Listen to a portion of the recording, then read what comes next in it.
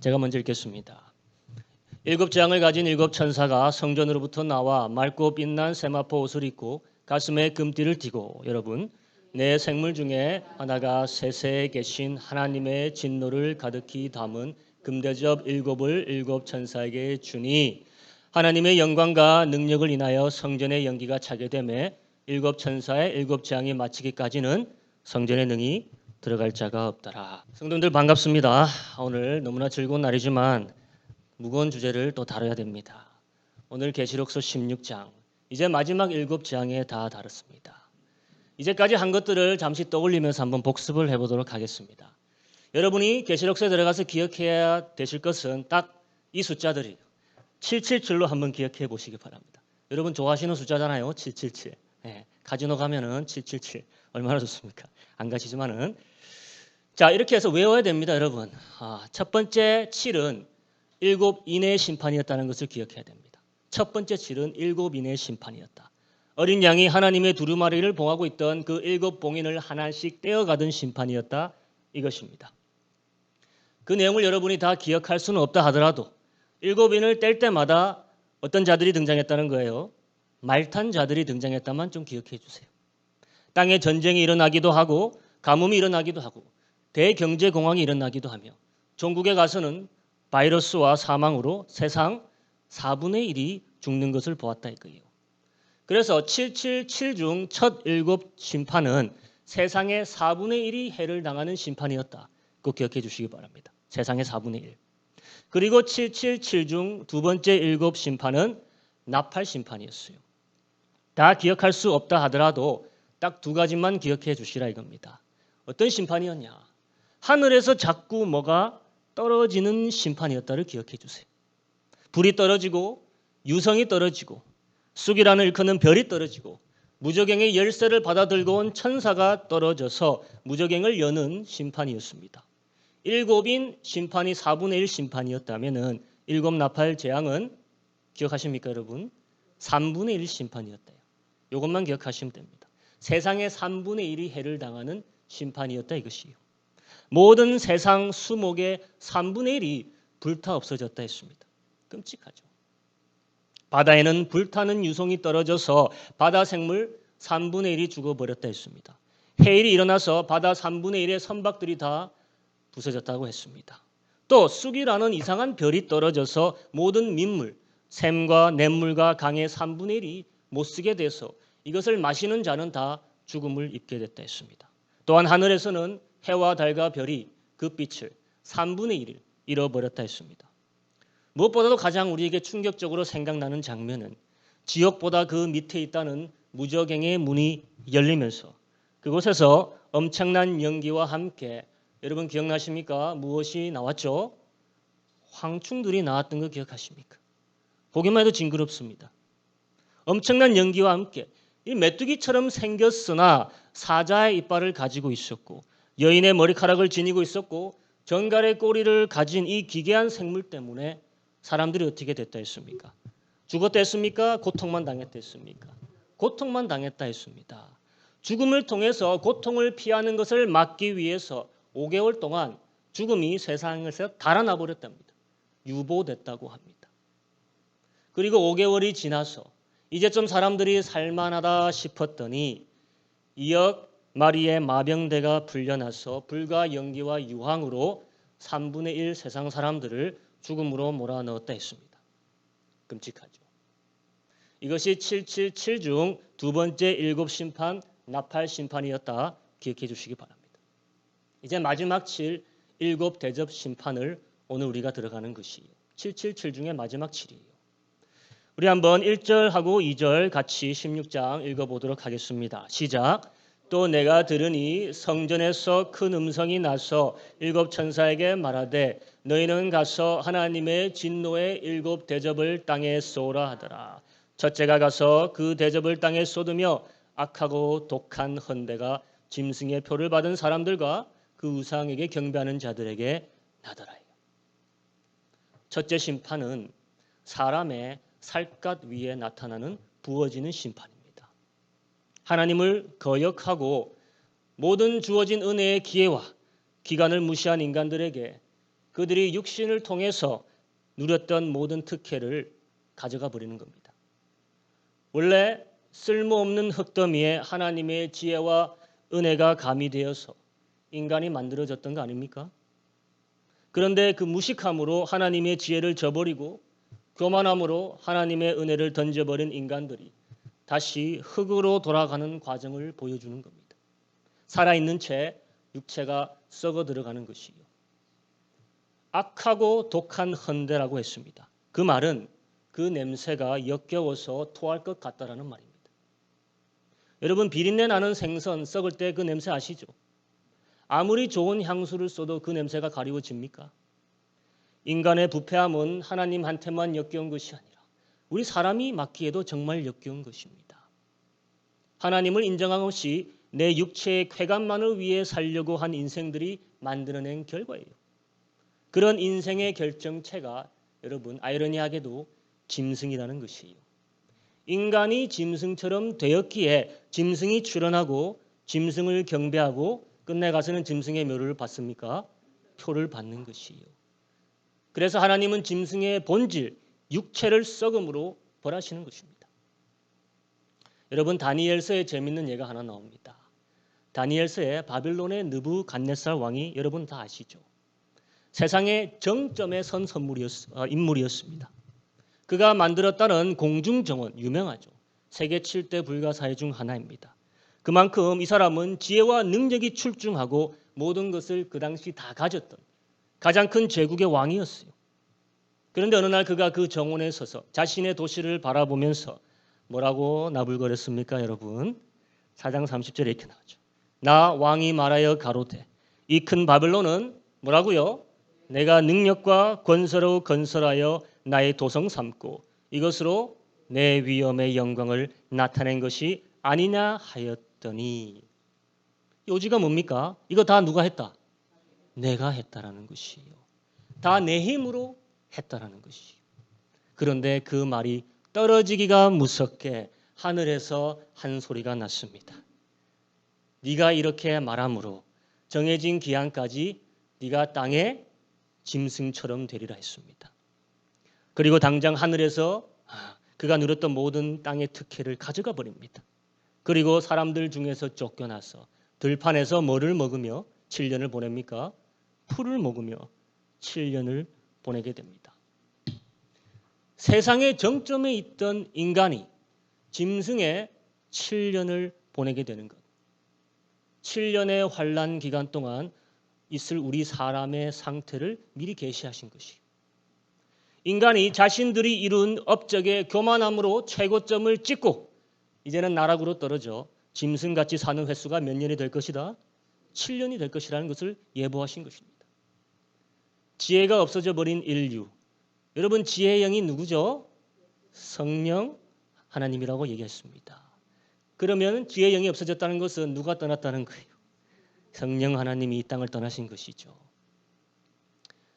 여러분, 사람이 가진 지혜가 사람 것입니까? 아니죠.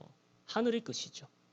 그런데 사람들은 오늘도 얼마나 철학을 따지고 과학을 따지고 모든 학문을 따져가면서 결론에 이르는 것이 뭡니까? 하나님이 없다라는 거예요. 하나님 같은 건 세상에 없다라는 결론을 얘기합니다. 자신을 만들어준 부모를 부정하는 인간을 우리는 뭐보다 못하다 합니까? 짐승보다 못하대. 자신을 창조한 창조주를 모르고 부정하는 세대는 짐승과 같은 세대입니다.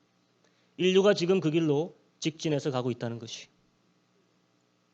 이제 두 번째, 세 번째 심판을 같이 보도록 하겠습니다.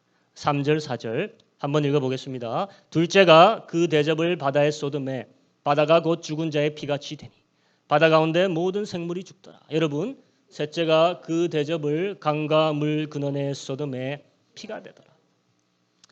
여러분, 저번 주 제가 해운대 백사장에 가볼 일이 있었는데 정어리들이 수천 마리씩 밀려와서 해변에 악취가 풍겼습니다. 해수욕장에 비상이 걸렸다고 뉴스까지 나왔어요. 수천 마리가 그렇게 해변에 죽어 있으니까 냄새가 진동을 하고 역한데 계시록을 보니까 수만 마리도 아니고 수십 마리도 아니라 바다 생물 모두가 죽게 돼요. 해변으로 더 밀려온다. 한번 생각해 보십시오. 모든 바다가 핏물이 되어서 그 안에 모든 생물들이 어떻게 됐다 합니까? 다 죽었댔어요. 그럼 바다에서 불어오는 그 바람의 냄새가 어떨까요, 여러분? 산뜻하겠습니까? 썩은 냄새로 진동하겠죠. 이 지구 전체가 쓰레기장 냄새가 날 거예요. 집에서는 내 쌀이 썩는 냄새로 진동할 거고, 바깥에서는 신선한 공기 좀 맡으려고 나갔더니 어패류들이 썩는 냄새로 진동하고 있습니다. 그 바람은 산골 마을까지 다 썩는 냄새가 날 것이에요. 세상이 온통 무슨 냄새로? 썩는 냄새로 진동하는 시기예요. 도대체 왜 하나님은 물을 피로 바꾸는 심판을 자행하실까요? 여러분 이집트에 기억하십니까? 가장 첫 번째 심판이 뭐였어요? 나일강을 피로 만드는 심판이었습니다. 출애굽기 7장으로 한번 가서 볼게요. 여호와가 이같이 이르노니 네가 이로 인하여 나를 여호와인 줄 알리라. 볼지어다 내가 내 손의 지팡이로 하수를 치면 그것이 피로 변하고 하수의 고기가 죽고 그 물에서는 악취가 나리니 애굽 사람들이 그 물 마시기를 싫어하리라. 이게 10가지 재앙 중 첫 번째 재앙이었어요. 근데 이 재앙을 여러분 생각하기 전에 이 사건이 있기 전에 80년 전 그 나일강에 어떤 일이 있었는지 생각해 봐야 됩니다. 이집트인들이 그 나일강에 몹쓸 짓을 한 것이 있습니다. 바로 이스라엘에 태어난 모든 갓난 사내 아이들을 다 어떻게 한 것입니까? 나일강에 던져서 죽여버린 일이 있었어요. 그때 그 자식을 빼앗긴 어미들의 울부짖음을 하나님이 기억하고 있었다는 거예요. 나일강 물속으로 사라진 어린 영혼들, 그 영혼들은 하나님이 받으셨겠지만 그 육신들을 파괴한 저들을 하나님이 잊지 않고 있었다는 겁니다. 하나님은 그 강을 뭐로 물들이셔서 피로 물들이셔서 그 흘렸던 피값을 드러내신 것이죠. 그들은 그 사실을 숨기고 없던 일처럼 만들려 했지만은 하나님은 만천하에 그것을 어떻게 하신 겁니까? 드러내신 것입니다. 여러분 한번 생각해 보세요. 갓난 아이를 죽이고자 했던 그 계략이 과연 사람의 머리에서 나왔을까요? 누구 머리에서 나왔을까요, 여러분? 뱀, 사단의 머리에서 나왔을 겁니다. 사단은 메시아의 예언을 잘 알고 있습니다. 그래서 아벨이 처음으로 등장했을 때 누구를 앞세워 아벨을 죽입니까? 가인을 앞세워 아벨을 죽였죠. 에서를 앞세워서 누구를 죽이려 했습니까? 야곱을 죽이려 했죠. 이제 이집트의 종살이에서 그들을 구원할 메시아적 인물이 나올 것을 사단은 잘 알고 있었습니다. 그래서 그의 모든 것을 동원해서 이런 끔찍한 일을 자행한 것이죠. 예수님이 오실 때 기억하십니까? 사단이 누구를 통해서? 헤롯 왕을 통해서 두 살 및 모든 남자를 어떻게 했습니까? 다 죽이겠죠. 하나님 앞에 흘린 죄 없는 피들 값을 하나님이 다 되돌려 주시는 것이죠. 오늘 천사가 4절 7절 이렇게 말합니다. 5절에서 7절에요. 내가 들으니 물을 차지한 천사가 가로되 전에도 계셨고 시방도 계신 거룩하신 이여 이렇게 심판하시니 어떻다? 의로우시도다. 저희가 성도들과 선지자들의 피를 흘렸으므로 저희로 피를 마시게 하신 것이 어떻다? 합당하니이다. 또 내가 들으니 제단이 말하기를 그도하다 주 하나님 곧 전능하신 이시여 심판하시는 것이 참되고 의로우시도다 하더라. 여러분 세상이 흘렸던 무고한 피들 중에 가장 의로운 피가 누구의 피였을까요? 우리 주 예수 그리스도의 피였겠죠. 그리고 그를 따르는 수많은 성도들의 피였을 것입니다. 하나님은 그 흘린 피를 심판으로 대갚아 주시는 것이에요. 하나님은 의로우시다. 그의 심판은 공평하시다. 그렇기에 그 무서운 심판이 벌어지고 있는데도 이것이 천사들의 찬양의 제목이 되는 것이에요. 이제 네 번째 재앙을 같이 보겠습니다. 8절. 넷째가 여러분 그 대접을 해 소돔에 해가 권세를 받아 불로 사람들을 태우니. 여러분 2012년 기억하십니까? 2012년이 다른 해와 다른 점이 뭐가 있었습니까? 많은 사람들이 그 해 세상 종말이 올 거라고 떠들던 적이 있죠. 영화도 많이 만들어졌죠 그때. 그 이유 중 하나가 천문학의 일가견이 있었던 마야 문명의 달력이 2012년 12월 30일까지만 기록되어 있었다는 것이에요. 그래서 사람들이 지구가 멸망한다고 난리를 쳤던 일이 있습니다. 2012년에. 그런데 아무 일 있었습니까? 없었습니까? 아무 일 없었죠. 하지만 그해 여러분은 잘 모르시겠지만 지구에 멸망이 될 법한 일이 하나 있었다는 것이 12월이 아니라 7월 23일이었습니다. 7월에 태양으로부터 강력하게 터져 나오는 코로나 방출이 지구를 정면으로 때릴 법한 적이 있습니다. 태양에서 나오는 플라즈마 방출은 늘 있는 일입니다. 그래서 극지방에 가면 우리가 오로라 같은 것을 볼 수가 있죠. 하지만 가끔씩 이 태양의 폭발이 너무나 강력해서 플라즈마 광선의 그 양도 어마어마하게 됩니다. 그리고 모든 확률이 일치하면은 이것이 어디를 때리게 된다. 지구를 때리게 될 수도 있다는 것이. 관측 역사상 가장 큰 코로나 방출이 2012년 지구에까지 도달했었고, 그런데 우리가 모르는 사이에 아주 근접해서 이것을 비껴갔다고 합니다. 다 나와 있는 얘기예요. 이 코로나 방출에 맞았으면 수십조 원의 피해를 입고 2년이 넘는 이상 복구 작업이 일어났을 것이라 합니다. 물론 그건 사람들의 예상이고 진짜 피해는 어떻게 될지 아무도 모르는 거예요. 그때 우리가 코로나를 살짝 비켜가긴 했는데 10년 후에 우연인지 필연인지 우리가 어떤 코로나에 맞았습니까? 다른 코로나에 맞아버렸죠. 복구하는데 수십조가 걸렸고 2년 이상이 걸리고 있습니다. 요지가 뭐냐? 이 대환란 기간, 나머지 3년 반의 기간에는 태양의 폭발이 가중될 것이고 대기권에 우리를 보호하고 있는 막들의 문제가 생길 것이고 더 이상 이것이 우리를 태양의 열기로부터 보호해내지 못할 것이라는 것이에요. 만약 오늘이라도 하나님께서 지구 상단에 있는 대기층, 자기층, 오존층 이런 장막들을 걷어가시면 우리는 당장 어떻게 될까요? 당장 타 죽는 것입니다. 하지만 우리 생명의 번영을 위해서 그 하늘 위에 장막을 치셔서 오늘도 우리를 뜨거운 해로부터 지켜주시는 거예요. 요새 우리가 너무 뜨거워졌다 불평하지만 그래도 여전히 살 수 있는 것은 이스라엘 백성이 광야를 지나셨을 때 무엇을 제공해 주셨던 것처럼요. 구름 기둥을 제공해 주셨던 것처럼 이제는 지금까지도 하나님이 이 세상을 구름과 같은 막으로 보호해 주시고 있습니다. 하지만 넷째 대접이 해에 쏟아지고 더 이상 보호하신다 안 하신다? 안 하신다는 것이에요. 사람들이 밖에서 불에 타 죽을 것이란 겁니다. 창문으로 밖에 지나가는 사람들을 보고 있었는데 순식간에 그들이 불길에 쌓이는 모습을 보게 될 거라는 것이에요. 끔찍하죠. 여러분 태초에 하나님이 가장 먼저 창조한 것이 무엇입니까? 태초에 빛이 있으라 하셨죠. 세상의 광명을 제일 처음 주신 이가 하나님이십니다. 하나님이 가장 먼저 만드신 것이 빛이에요. 빛은 모든 것의 근간이자 시발점이죠. 그 빛이란 창조물은 하나님의 아들 예수를 증거하는 창조물인 것을 여러분 아셔야 됩니다. 가장 먼저 빛을 만듦으로써 창조주의 첫째 아들이 생명의 빛이라는 것을 증거하신 것이죠. 주님이 말씀하셨죠. 요한복음 8장 12절에 나는 세상의 빛이라. 또 말씀하셨습니다. 참빛 곧 세상에 와서 각 사람에게 비추는 빛이 있었나니 세상에 그를 알지 못하였고 자기 땅에 오매 자기 백성이 영접지 아니하였다는 것이죠. 그 빛 아래서 모든 혜택과 생명을 누린 인간들이 빛의 근원 되시는 아들 예수를 영접하지 않고 그저 어두움에 거하기를 그렇게 원하고 바라니까 마지막 심판은 뜨거운 빛으로 심판하시고 그동안 그 빛이 얼마나 자비로운 빛이었는지 얼마나 은혜롭고 온화한 빛이었는지 세상으로 경험하게 하시는 것이. 이글거리는 빛을 보여주시고는 다음 심판에서는 빛을 아예 사라지게 해버리십니다. 그래서 다음 심판이 어둠의 심판이에요. 10절 한번 같이 읽겠습니다. 또 다섯째가 그 대접을 짐승의 보좌에 쏟으니 그 나라가 곧 어두워지며 사람들이 아파서 자기 혀를 깨물고.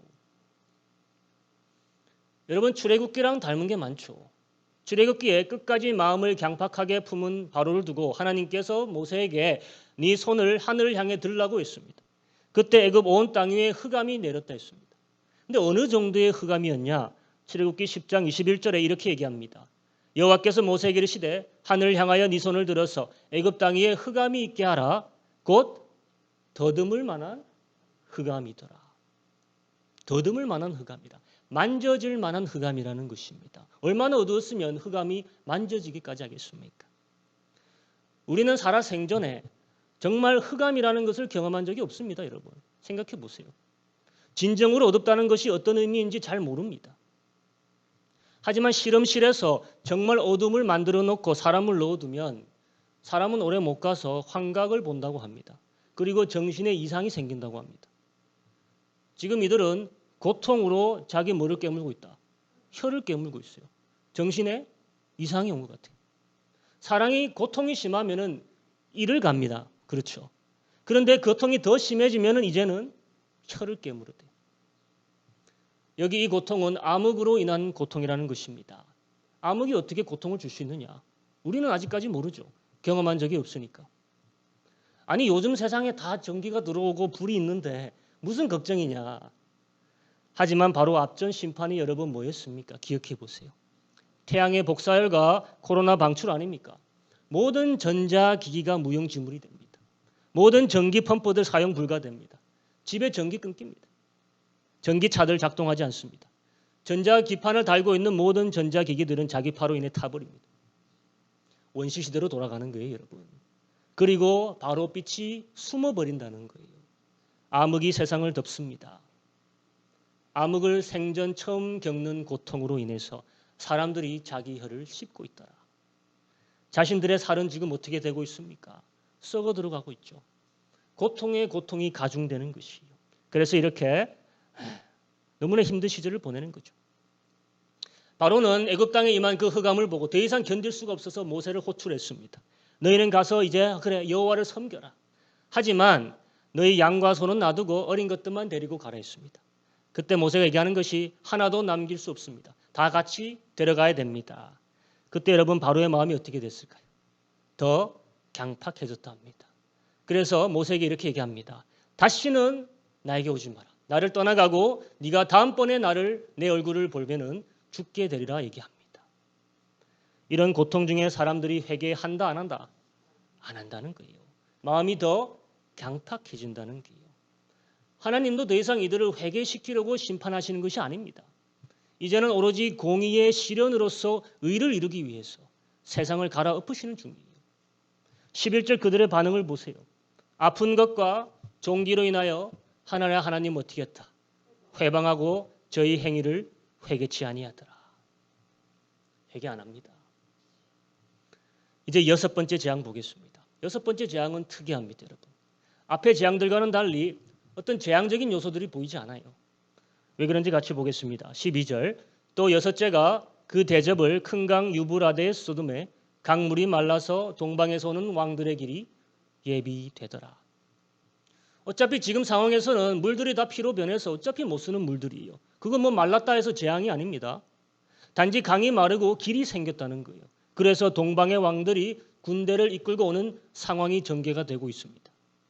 그럼 6번째 재앙, 진짜 재앙이 뭐냐? 다음 절들에 나오고 있습니다. 13절, 14절. 또 내가 보매 뭐 같은? 개구리 같은 새 더러운 영이 용의 입과 짐승의 입과 또 거짓 선지자 입에서 나오니 저희는 귀신의 영이라 이적을 행하여 온 천하 임금들에게 가서 하나님 곧 전능하신 이의 큰 날에 전쟁을 위하여 그들을 모으더라. 개구리 같은 더러운 영이 용과 짐승과 거짓 선지자. 여러분 용이 무엇입니까? 사단이죠. 그리고 짐승은 적 그리스도예요. 그리고 거짓 선지자는 그때 세계의 종교 지도자일 겁니다. 이들의 입에서 나와서 천하 임금들과 권세자들에게 들어가서 미혹시키는 것입니다. 이것은 보이는 재앙이 아니라 보이지 않는 재앙이에요. 그들을 속여 모두 아마겟돈이라는 장소에 모이게 하는 것입니다. 여러분 애굽에서도 개구리 재앙이 있었죠. 오늘 이것은 그 보이지 않는 영적 개구리 재앙입니다. 유브라데스 강이 마르게 됩니다.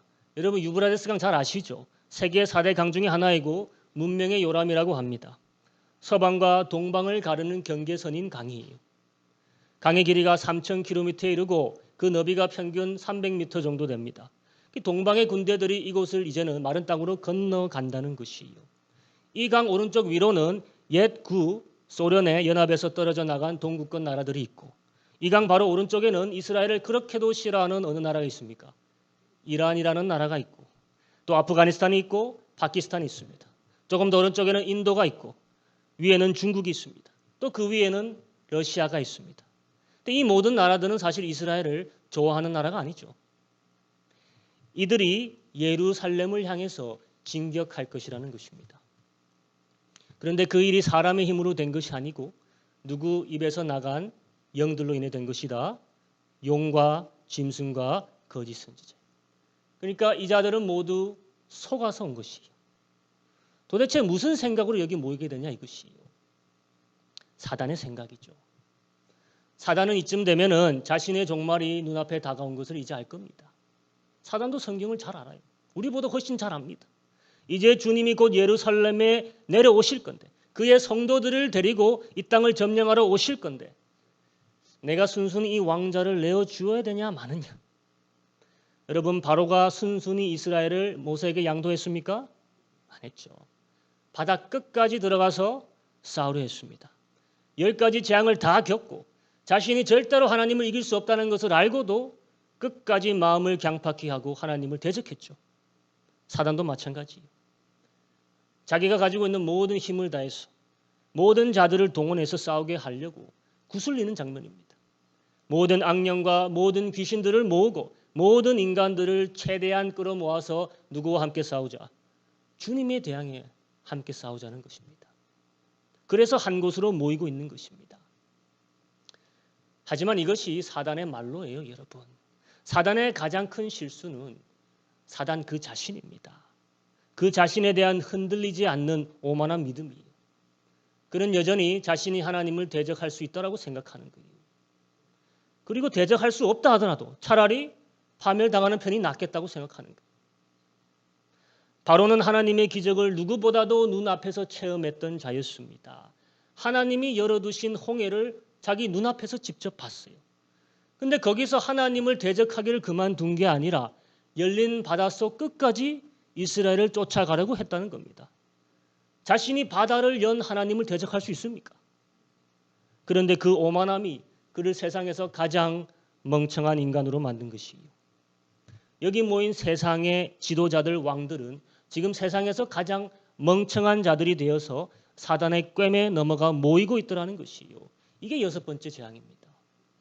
모든 세상의 지도자들과 그들을 따르는 자들이 사단처럼 멍청하게 되는 것이 이 6번째 재앙이라는 것이에요.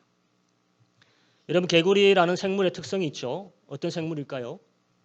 일단 더럽습니다, 여러분. 개구리는 깨끗한 물에서 살까요? 더러운 물에서 살까요? 더러운 물에서 살까요? 미끌미끌해서 더럽습니다. 그런데 영적인 관점에서 우리가 개구리에 대해서 알아야 될 것이 있습니다. 개구리의 특징은 먹이를 잡을 때 무엇으로 잡을까요? 혓바닥으로 잡죠. 혀로 잡아먹는 것이 개구리의 특징이에요. 용과 짐승과 거짓 선지자의 힘의 실체는 다름 아닌 그들의 거짓 혓바닥이라는 것이에요.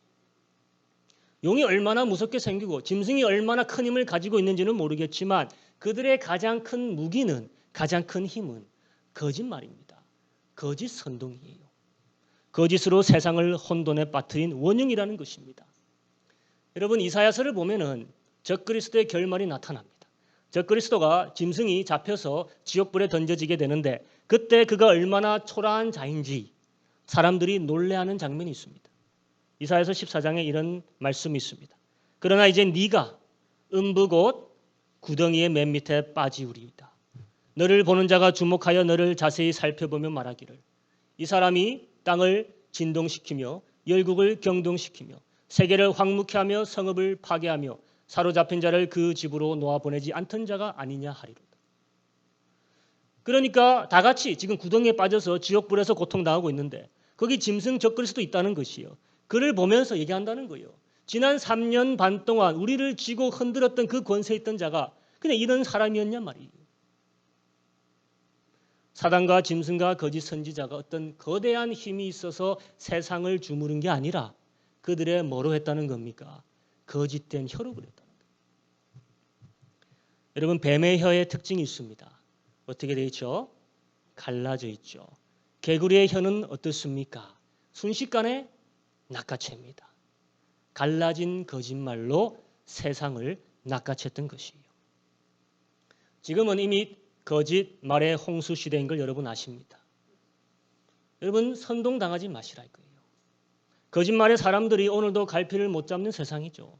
누가 사실을 말하는지 진실을 말하는지 분별하기 힘든 시대. 주님이 마지막 때 가장 조심해야 할 첫 번째로 너희들이 미혹당하지 말아 했어요. 거짓이 세상에 있어 가장 큰 재앙이라는 것입니다. 그럼 반대로 세상에게 있어 가장 큰 축복이 무엇일까요? 진리겠죠. 하나님이 세상에게 베푸신 가장 큰 축복은 살아있는 진리. 내가 곧 길이요 진리요 생명이라 하신 분. 진리와 은혜가 충만하다 하신 분. 우리가 그의 영광을 보니 아버지 독생자의 영광이요 은혜와 진리가 충만하더라. 예수 그리스도십니다. 그 진리가 없어진 세상, 미혹 땅에서 재림하시는 메시아를 대적하려고 서는 것, 그 자체가 여섯 번째 재앙이라는 것이에요. 속아서 또 속아서 마지막까지 주님을 대적해 선다는 것, 그것이 사람에게 있어서 가장 위험하고 비참한 재앙이라는 것입니다. 무수히 많은 개구리들이 무태에서 기어 나왔습니다. 애굽에서요. 근데 그 개구리들이 종말에 다 어떻게 됐습니까? 8장 10절에 이렇게 얘기하죠. 출애굽기 여호와께서 모세의 말대로 하시니 개구리가 집에서 마당에서 밭에서 나와서 다 죽은지라. 사람들이 모아 무더기로 쌓으니 땅에서 악취가 나더라. 다 죽어서 무더기로 쌓아 올렸다 합니다. 썩는 냄새가 또다시 온 땅에 악취를 풍겼다 했습니다. 거짓말에 선동되어 하나님과 어린 양을 대적하러 나온 세상 모든 자들의 말로는 바로 요 개구리처럼 될 거라는 거예요. 모여서 이제 뭐 하는 일만 남았다. 죽는 일만 남았다는 게. 그것이 바로 아마겟돈 전쟁이에요, 여러분. 16절 한번 읽어보겠습니다. 새 영이 히브리음으로 아마겟돈이라는 곳으로 왕들을 다 모으더라. 여기 계신 여러분들 중에 남아서 이런 일들을 볼 분은 없어야 되고 없을 줄로 믿습니다. 다들 주님의 부르심을 먼저 받고 공중에서 들림받아 주를 만나 어린 양의 결혼잔치에 들어가실 줄로 믿습니다. 그럼 16장에서 우리에게 가장 중요한 구절은 15절이에요. 이 모든 재앙 중에 15절을 강조하느라 중간에 삽입해 주셨습니다. 한번 읽어보도록 합니다. 시작. 보라 내가 도적같이 오리니 누구든지 깨어 자기 옷을 지켜 벌거벗고 다니지 아니하며 자기의 부끄러움을 보이지 아니하는 자가 복이 있도다. 결론을 말씀드리자면 우리에게 있어 두려운 것은 7 나팔 재앙도 아니고 7 대접 심판도 아니라 바로 주님의 오심을 준비하지 못하고 맞이하지 못하는 것이 가장 두려운 것이라는 거예요. 주님이 곧 오시는데 준비되지 못한 게 우리에게서는 가장 큰 재앙입니다. 여러분, 백만장자들, 억만장자들 몇십 년을 견딜 수 있다는 방공호를 구축하고 구입하고 산골짜기에 지하 땅굴에 다 대비해 놓았습니다. 2012년 그때 코로나 방출이 지구를 향해 날아올 때 우리는 몰랐지만 이미 비밀 방공호에 사람들로 가득 차 있었다 했어요. 우리는 그런 일이 있는 줄도 모르고 있었을 때 가진 자들은 이미 살 길을 다 챙기고 있었다는 것입니다. 하지만 우리가 살 길은 재난을 대비하는 것이 아니라 누구를 대비하는 것이다? 주님을, 예수 그리스도를 대비하는 것이, 그의 오심을. 방공호로 먹을 것으로 대비하는 것이 아니라 내 옷을 지켜서 깨끗하게 하여서 부끄러움이 없게 하는 것으로 준비한다는 것입니다. 주님께 부끄럽지 않는 삶을 사는 것이 가장 큰 대비책이라는 것을 믿으시고 우리 거룩한 삶으로 주님의 오심을 준비하시기를 축원드립니다. 시간 같이 들은 말씀 생각하시면서 기도하겠습니다.